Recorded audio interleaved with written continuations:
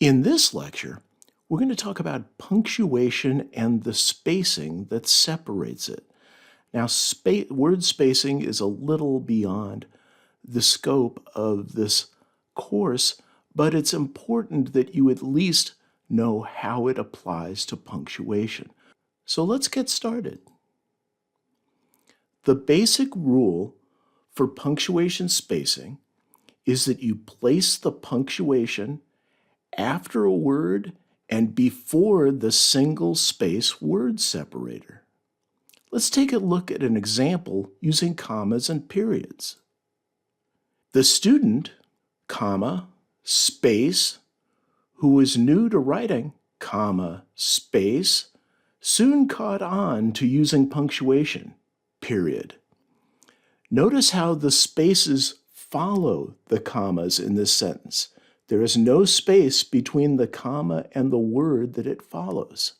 There is a space after the punctuation and before the next word.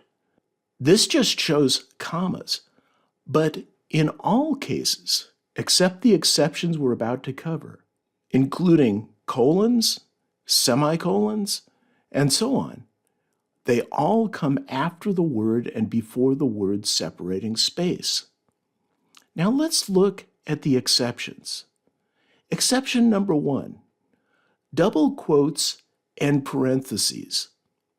Move opening double quotes and parentheses to after the single space word separator. So this is different. Instead of being before the single word separator, you move it after. And this is only the opening double quote and parentheses. Let's take a look at an example of double quotes. Double quote, today was a good day, comma, double quote. Space, Tony said.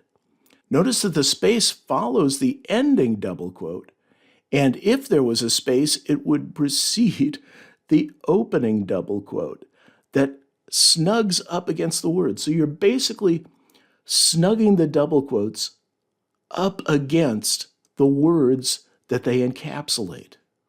Let's take a look at a parentheses example. I work for International Business Machines.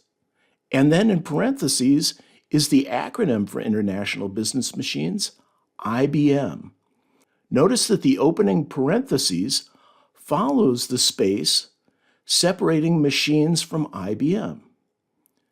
The closing parentheses follows the standard rule of being after the word. Let's look at exception number 2. Sentence separating spaces. Sentence terminating spaces may be followed by 1, 2, or no spaces at all. Let's take a look at the first example. Single space sentence separators. Here we say Frank walked home, period, space. The day was sunny and bright, period. This is using the standard basic rule for punctuation and spacing.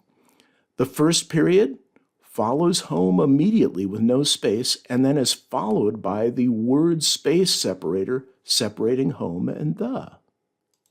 Another option, which I learned in junior high typing class and I can't undo, it's in my hands, is using a double space between sentences. Here we say, Frank walked home, period, space, space. The day was sunny and bright, period. So it's up to you. You can either use a single space to separate sentences or a double space to separate sentences. Now the next exception is paragraph separators. You separate paragraphs with either 2 new lines or a new line and a tab. Let's look at the first example. This is a nonfiction example. When I write nonfiction, I typically separate my paragraphs by a blank line.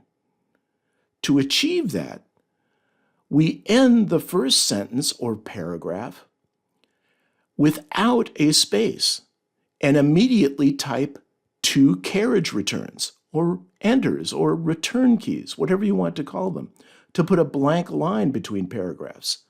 So there is no space at the end of a paragraph. Let's look at the fiction paragraph separator example. Paragraphs are most often separated in fiction by a new line and a 5-space tab character. Here we see Frank walked home, period, no space, immediately followed by a new line and a tab for the day was sunny and bright, period. Now, this is a minor issue, but having a lot of trailing spaces after paragraphs can result in blank pages when you finally publish your work in either ebook or paperback format. So keep track of the excess spaces after a paragraph. So those are the rules for spacing and punctuation. In most instances, you put the punctuation immediately following a word and before the word separator. In the case of double quotes and parentheses, you put the opening double quote or parentheses after the word separating space. And in the case of paragraphs, you put no space at the end of the paragraph. Instead, you either use a double new line or a new line and a 5-space tab character. And with that said, we're ready to move to the next lecture, where we're going to look at using commas with sentence introductions, parenthetical asides, lists, and conclusions. I'll see you there.